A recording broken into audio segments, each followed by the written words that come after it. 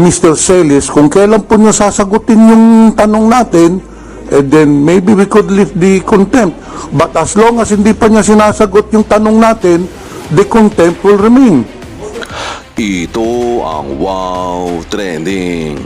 Hindi pa kakawalan hanggat hindi sasabihin kung sino ang kanyang source matapos natanggihan ni Ka Eric ang mga congressman na sabihin kung sino ang kanyang source na nagchika sa kanya na nasa Senado pa mismo na mahigit 1.8 billion pesos daw ang nagastos ni Tambaloslos sa kanyang mga travel expenses. Inalok ito ng mga congressman na kung po pwede ay bigyan ng executive session si Ka Eric. Walang kamera, walang media para doon niya sabihin kung sino ang kanyang source, at nang tanggihan ito ni Ka Eric dito na cite in contempt kahit pa binasahan ni Ka Eric ng Soto Right sa mga congressman na kung saan ang mga congressman pa mismo ang gumawa ng nasabing batas na hindi pwedeng pilitin ang isang resource person na sabihin kung sino ang kanyang source. Dahil sa ginawa na ito na mga congressman, nababahala ang mga netizen at ito ang kanilang komento. Sobrang nakakalungkot ang nangyayari ngayon sa ating bansa. Kung sino yung mga taong may malasakit sa ating bansa, sila pa ang ginaganyan laban lang Ka Eric at SMNI. We are paying this congressman to contempt a media personnel practicing his freedom of speech and freedom of press, which is protected by RA 053. This is a waste of government funds. We support you, Ka Eric. Sobrang panggigipit ang ginawa sa iyo nitong mga congressman na to. Congress is not a court. This is a democratic country. This is too much. Mabuhay ka, Ka Eric. Pinakita mo sa amin ang mga sambayan ng Pilipino na tumayo sa tama at may dignidad. God bless be with you. Ka Eric, kahanga-hanga ka. Ikaw ang isang totoong Pilipino dahil ipinaglalaban mo ang iyong karapatan at ng iba. Tama ang ginawa mo. Hindi ka pwedeng pilitin magsalita kung ayaw mo. Kami ay nagdarasal para sa iyo. We love you, brother. Pinalaki nyo ang apoy, Congress. All Ka Eric want is for you to answer a question. Bawal po bang magtanong, Ka Eric? Malapit na po ang halalan. Alam na po kung sino ang mga dapat manalo at mga hindi dapat iboto sa taong bayan. Hero ka na, Ka Eric. Napanood ito ng milyon-milyong Pilipino sa loob at labas ng bansa. Huwag nating kalimutan na mga congressman na abusado sa susunod na eleksyon. Thank you very much, Mr. Chair. So let's just go back to points that have already been established. Number one, the statement that you issued were false. You admitted it and you apologized for it last hearing. Number two, you mentioned that your source is from Senate. And Celis, Mr. Celis, the law that you have just stated that you sought to use to protect your right and not to reveal your source apparently has been ruled cannot be applied. So therefore, I'm asking you again, dahil may kinalaman na may mabigat po ang kinalaman ang repercussions nito. You're talking about interparliamentary relationships between the House of Representatives and between the Senate. And none other than the Senate President has already issued a statement about this. So I don't think you see the gravity of the statements that you have issued between both houses in Congress. Now, Mr. Celis, for the last time, please identify your source. Mr. Chairman, may I be allowed to answer? Mr. Chair, this is the fourth time I asked Mr. Celis this question. And every time I asked him his question, ang laki ng introduction, wala pa rin yung sagot. Pwede po ba this time, pag pinagbigyan natin siya magsalita, sabihin niya na po yung pangalan? Kasi kung mag-introduction lang kayo, tapos i-cite nyo na naman, dinisalaw ko na. Sinasabi ko na hindi namin kayang tanggapin yung SOTO law for this particular issues, and we provided the basis for that too. Sa mga binigkas yung provision, doon ko mismo hinugot ko yung argumento namin. Ngayon, kung hindi ko yung sasagot, we will not allow you anymore. Kasi nagre-request si Congressman Suarez ng kasagutan, pangalan ang kailangan niya. Okay. Mr. Chairman, may I Magbibigay be, ba po kayo mo ng pangalan o hindi? may I request that I be allowed to confer with my legal counsel, please? Oh, they're right beside you. They can confirm. May I request for at least Yes. a 1-minute conference with them? Please. Okay.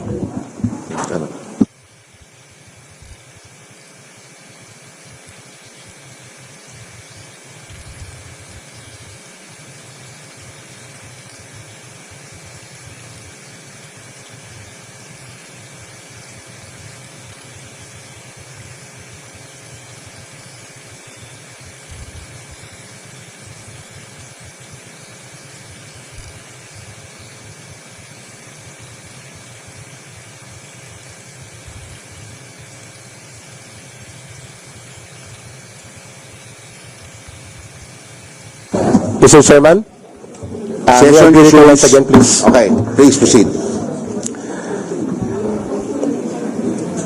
In our constitutional democracy, only the courts can interpret the laws, not Congress. Okay.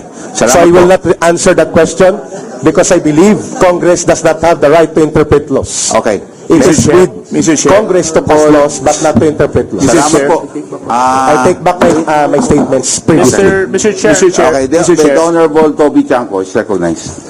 Mr. Chair, in the sense of fairness, since we really want to know the source, para malaman natin kung ano talaga yung pinagkakalat nito, would we allow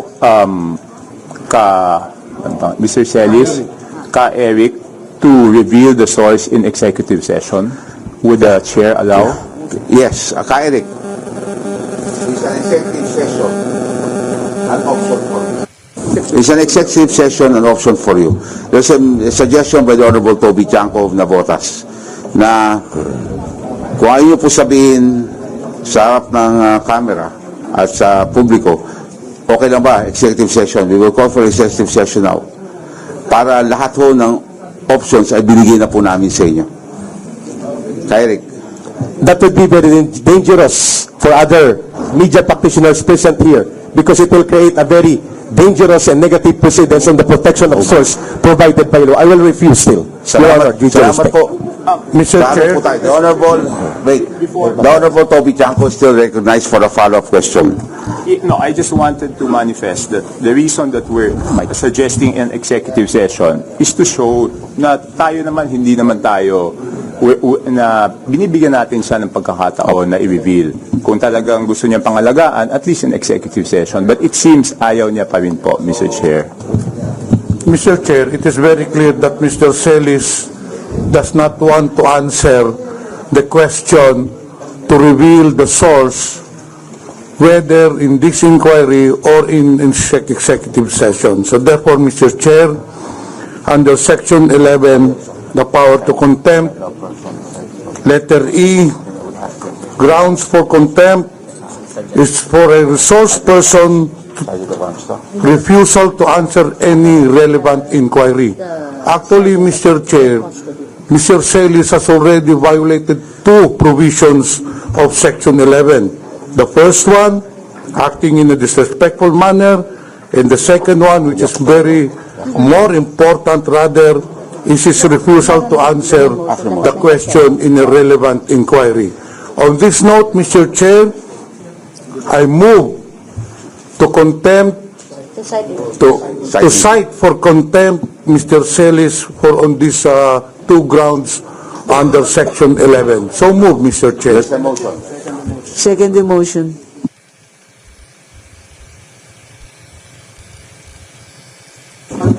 There's a motion, duly seconded. Any objections from any member, Mr. Chairman. of this committee?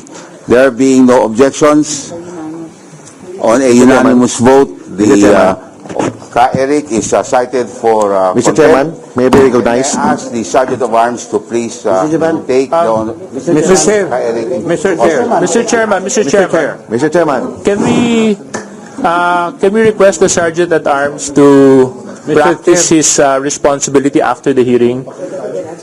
Because there's still other details that... Mr. Chair, point of order. Yes, the point of order, the Honorable The motion was for Mr. Celis to be cited in contempt. And I think there's supposed to be a second motion. There was a second. Yes. No, the motion should be for him to be detained. Where? Because under our law, the contempt of the committee shall be deemed contempt of the House. The person cited in this section may, upon order of the committee, be detained in such place as the chairperson or acting chairperson may designate. In other words, we have to decide where to detain him and for how long, Mr. Chair. That's supposed to be the second motion. Mr. Chair, I believe with regards to the duration, it will be up to this committee to decide, and of course, to Mr. Celis, kung kailan po niya sasagutin yung tanong natin, and then maybe we could lift the contempt. But as long as hindi pa niya sinasagot yung tanong natin, the contempt will remain. Mr. Chairman, final statement before niyo po ako ikulong. Mr. Chair, I move for Can I have a final a... statement, please?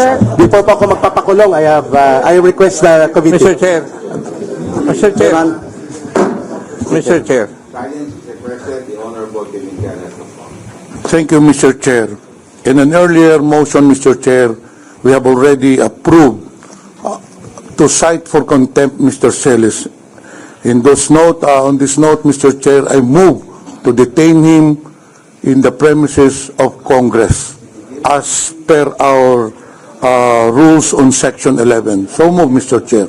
There's a motion. To the second that the chair objection, the motion of the Honorable Kevin Kenneth is, okay? So, Mr. Chairman, sir. Mr. Chairman, honorable members of the committee may be given 1 minute, please. Chairman, in relation to this motion, Oh. can I have... Because justice required the two-thirds for the voto. The Honorable Paduano is recognized. Mr. Chairman,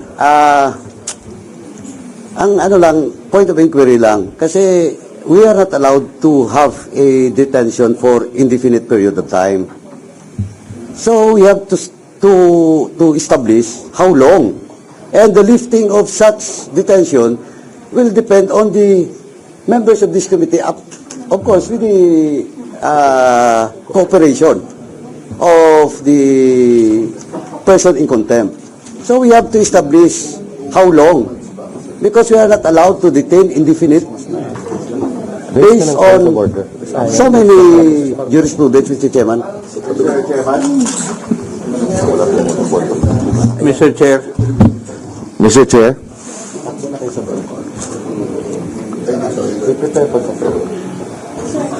Mr. Chair. Honorable Akop is recognized. Yes, there's a decision by the Supreme Court that we cannot detain a person indefinitely. And therefore, may I move that we come up with a definite period for detention insofar as Mr. Celis is concerned. For violation of paragraph C of section 11 of the rules. Hindi, ang nakalagay doon, 10 days na, oh. 10 days. 10 days na nakalagay. 10 days lang. 10 days to today. The Honorable Akop, would you like to make a motion? May I move that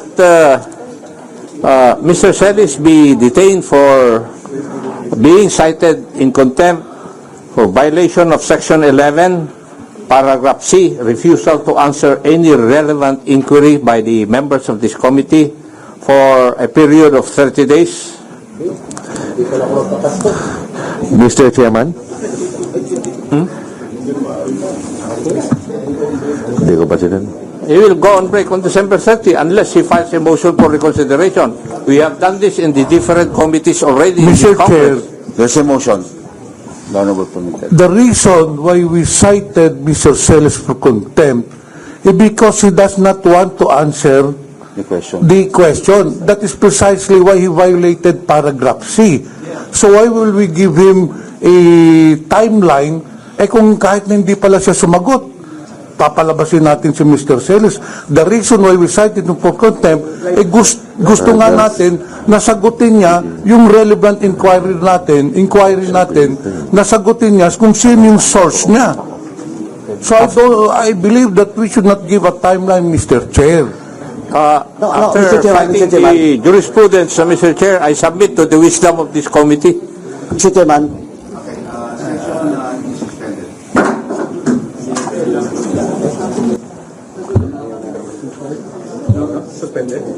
Suspended ba? Wala pa.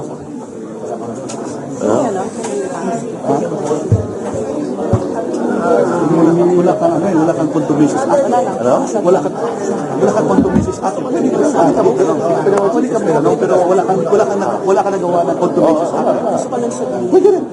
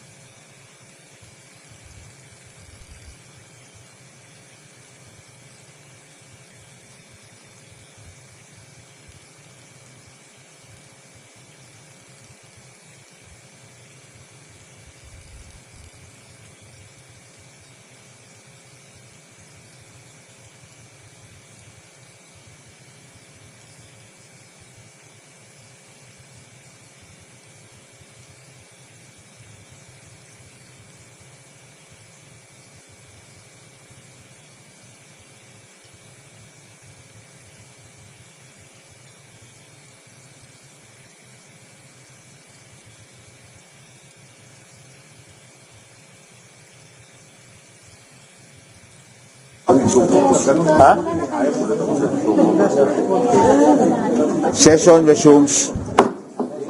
Mr. Chair, Okay, before I acknowledge the Honorable Pimentel, the due process was given to the witness and he was allowed to speak. And he cited his grounds why, as a matter of fact, we gave him so much airtime that he manifested his refusal to the question of the Honorable Suarez 4 times. And so, that being said, the chair would like to call the Honorable Pimentel to manifest his the motion on the time frame. Mr. Chair, I would like to amend my previous motion. Therefore, Mr. Chair, I move to detain Mr. Celis,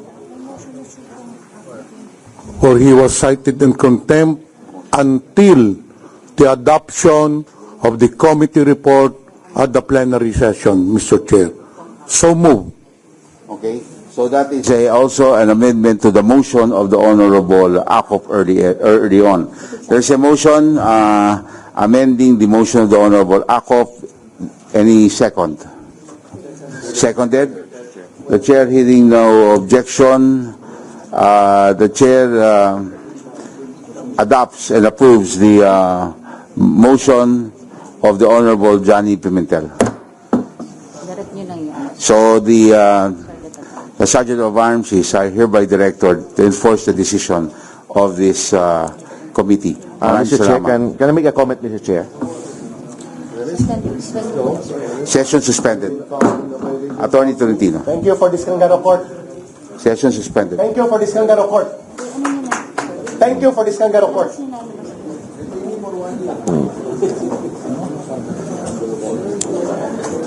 Yes.